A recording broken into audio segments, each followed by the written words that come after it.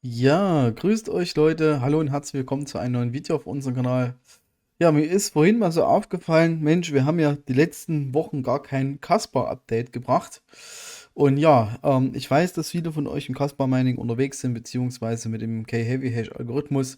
Von daher habe ich mir gedacht, komm, wir machen einfach mal wieder ein Caspar-Update. Und ja, in diesem Video schauen wir uns mal die Caspar News an, beziehungsweise das, was wir als wichtig achten. Das bedeutet, wir schauen uns den Schwierigkeitsgrad an. Wir schauen uns den Preis an. Wir gucken mal, was aktuell für Caspar-Geräte auf dem Markt sind. Und wir gucken uns auch mal 3 Alternativprojekte an. Das heißt, Projekte, die man mit dem Caspar Miner, also mit Miner mit KHV Hash auch meinen kann. Ja, gucken wir mal in den Schwierigkeitsgrad. Das ist jetzt quasi der Wochenchart. Ihr seht hier in der Woche, wie es halt eben bergauf geht. Meine Prognose waren ja damals, ich glaube, so 70 Petahash war meine Schätzung. Da sind wir jetzt schon das Dreifache drüber, sogar fast oder fast das Vierfache. Ihr seht sie auf Monat gesehen, aufs Jahr seht ihr das ganz deutlich. Ihr seht immer hier, wo die Batches rausgegangen ist, das heißt, wo die Bestellungen immer von Endminer oder von Ice River rausgegangen sind. Hier ist eine Batch rausgegangen, dann hier die nächste, dann hier und so weiter und so fort. Ja, und desto mehr Miner auf den Markt gebracht werden, also mehr Caspar-Miner auf den Markt gebracht werden, desto höher steigt auch der Schwierigkeitsgrad. Das bedeutet, desto schwieriger wird es auch dementsprechend an Rewards zu kommen. Das ist halt eben auch wichtig für euch, falls ihr im Anfängerbereich unterwegs seid.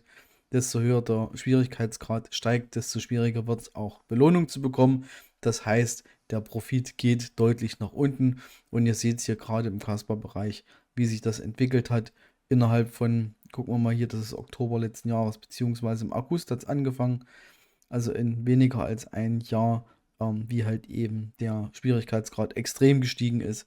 Ja, das sollte euch bewusst sein. Je höher der Schwierigkeitsgrad, desto schwieriger wird es auch Caspar Mining.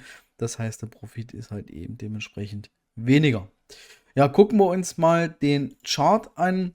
Ich habe jetzt mal hier bei CoinMarketCap mal den Jahreschart aufgerufen, um es mal relativ deutlich zu zeigen, was Caspar eigentlich bis jetzt für eine Spur hingelegt hat. Ihr seht hier, wenn wir zum Beispiel mal vom 6., doch, das ist der 10.6., das Datumsformat ist umgedreht, genau. 10.6., wenn wir uns das nochmal anschauen, na komm her. Oder wir nehmen einfach mal, na, wir nehmen einfach mal den 31.08.2022. Da hat der Kasper noch einen Preis von 0,002007 und wir sind jetzt hier quasi bei knapp 11 Cent. Ich habe es mal auf Euro eingestellt, ihr seht es hier oben, 11 Cent. Das heißt, es gibt eine allgemeine Steigerung, also insgesamt von 66.315%. Ja, das ist halt eben schon mal eine Hausnummer, was Kaspar letztendlich auch hingelegt hat.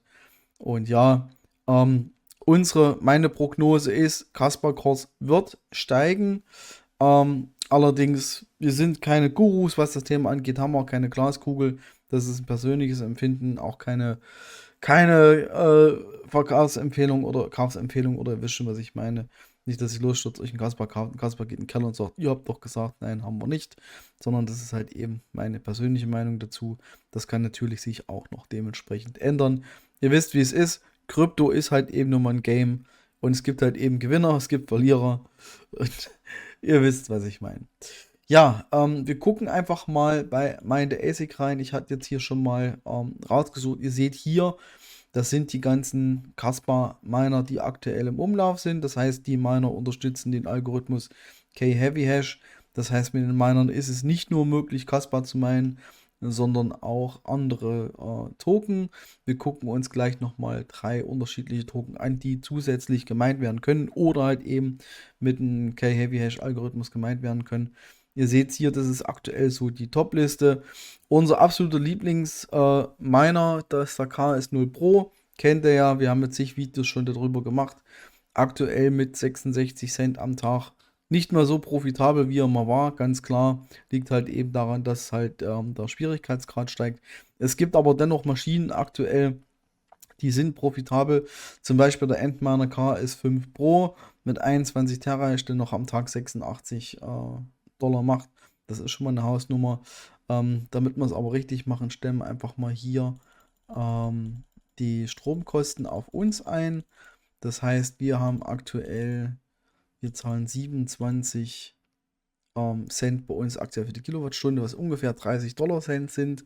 Ihr seht hier immer noch 71 Dollar, was der KS5 Pro macht, aber der ist halt eben auch sauteuer, gell? Wir können ja mal gucken. Bum, bum, bum, bum, bum, genau, Profit am Tag. Im Monat sind es 2842, im Jahr knapp 34.000. Wenn wir gucken, ob sie hier ein Angebot drin haben.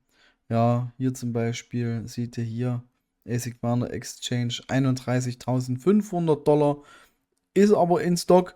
Das heißt, das Gerät ist vorrätig, ist aber eine Hausnummer. Bei Terahashes kostet das Teil 31.750.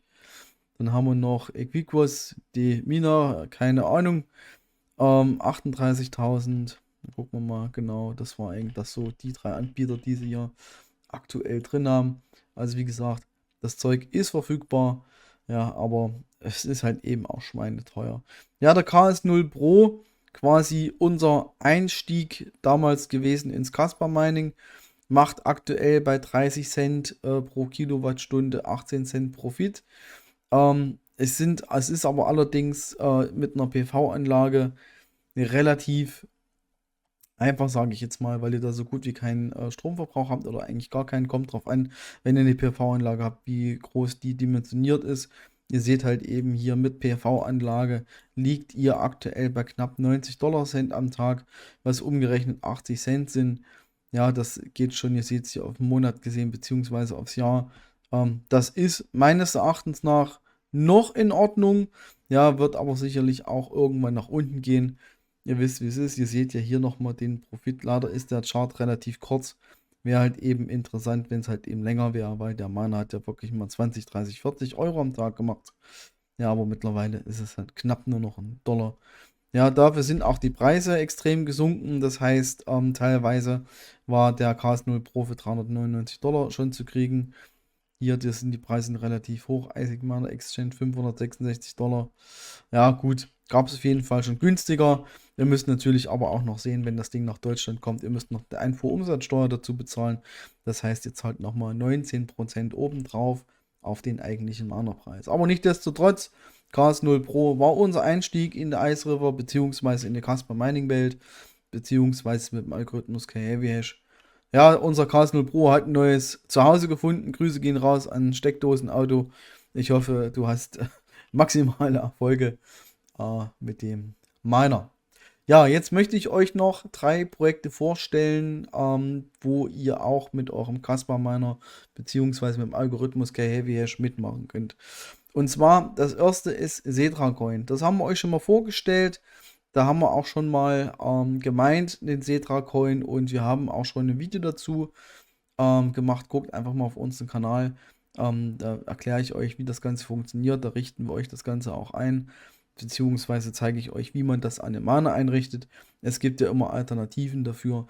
Ja, das heißt, Setra Coin ist zum Beispiel eine Alternative, mit der ihr Caspar Mining durchführen könnt, beziehungsweise K-Heavy Hash Mining im GhostStack-Protokoll funktioniert das Ganze. Also das hat dann wieder nichts mehr mit Caspar zu tun, sondern hier wird einfach nur der Algorithmus verwendet als GhostStack im K-Heavy Hash-Algorithmus.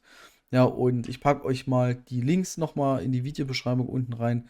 Also Setra Coin ist eine Alternative, mit der ihr halt eben, Caspar wollte ich schon sagen, mit der ihr im K-Heavy Hash-Algorithmus meinen könnt. Ja, das heißt, ihr könnt dann hier den Setra Coin meinen. Auf der Seite wird auch nochmal alles erklärt, wie es funktioniert.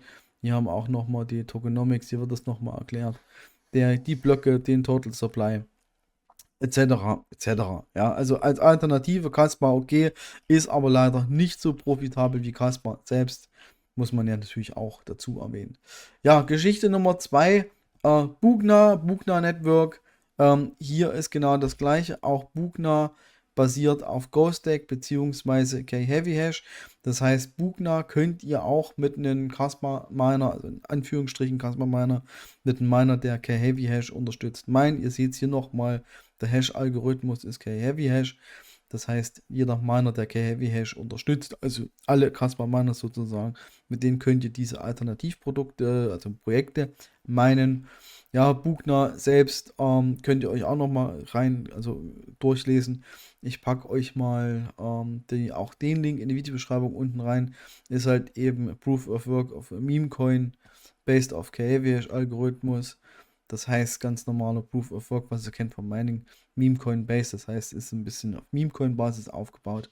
Also quasi ein Memecoin, der gemeint werden kann. Also ähnlich wie Dogecoin, der kann ja auch gemeint werden. Oder Shiba Inu, das ist ja alles das, was also mehr oder minder auch gemeint werden kann. Hier gleiches Prinzip ungefähr. Cross-Chain Bridges, Staking, Yield Farming, App Wallet. Also die meisten Projekte kommen halt eben auch schon mit allen mit, was ihr braucht. Das heißt mit einer Wallet, mit einem Mining Pool etc. Ja, guckt es euch mal an, falls es euch interessiert. Ja, und ich würde sagen, wir switchen mal zu Projekt Nummer 3. Und zwar, das ist Nexel AI Network. Auch hier soll es die Möglichkeit geben, mit einem KHV-Miner, also einem Caspar-Miner, auch hier im Mining mit beizutreten. Ich habe das auf vielen Seiten gesehen, dass es KHeavy-Hash kompatibel ist. Ich bin mir ehrlich gesagt nicht so hundertprozentig sicher. Finde auch momentan nicht wirklich die Zeit, das mal auszuprobieren bzw. zu testen.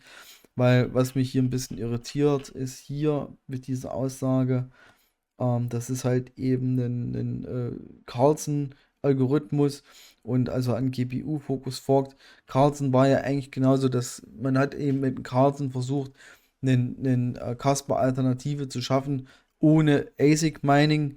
Das heißt, das rein auf GPU-Basis funktioniert. Aber laut vielen Listen ist auch dieses Projekt mit dem KHeavy-Hash-Algorithmus kompatibel, sollte also auch mit vielen Minern gemeint werden können. Hört sich immer komisch an, aber wie gemeint. Okay. Wer da Bock hat, probiert es einfach mal aus. Auch den Link packe ich euch in die Videobeschreibung unten rein. Klingt für mich auch erstmal interessant. Gerade AI, das geht alles so in die zukunftsweisende Richtung, also künstliche Intelligenz. Sind viele spannende Projekte, viele Coins bzw. Token werden sich auch die nächsten Jahre etablieren. Da bin ich mir hundertprozentig sicher. Aber wir werden erstmal sehen, wie sich das alles entwickelt. Ja, ich fasse nochmal ganz kurz zusammen. Caspar, diesmal der My News sozusagen. Wir haben uns den Schwierigkeitsgrad angeschaut. Ihr seht, es geht immer mehr nach oben. Hier nochmal, wie gesagt, wichtig, je höher der Schwierigkeitsgrad, desto weniger ist auch letztendlich der Profit. Der Kurs, ihr seht es hier auf dem Jahreschart, sieht es richtig gut aus. Wenn man sich jetzt mal so einen Monat anschaut, relativ durchwachsen, auch bei 11 Cent, so im Schnitt. Der letzten 7 Tage haben wir eine Steigerung drin und jetzt in den letzten 24 Stunden. 24 Stunden Chart, finde ich, ist immer nicht so wichtig. Ja, weil dann halt eben, da seht ihr immer viele Ausbrüche drin. Das ist nicht wirklich interessant. Interessanter wird es auf dem 7- bzw. Monatschart und den richtigen Ausmaß seht ihr erst auf dem Jahreschart wie hier. Ansonsten, ja, unser Lieblingscast 0 Pro. Ja, das soll es von mir gewesen sein. Ich bedanke mich auf jeden Fall bei euch fürs Zuschauen. Wünsche euch noch was. Bis die Tage. Bis später. Ciao.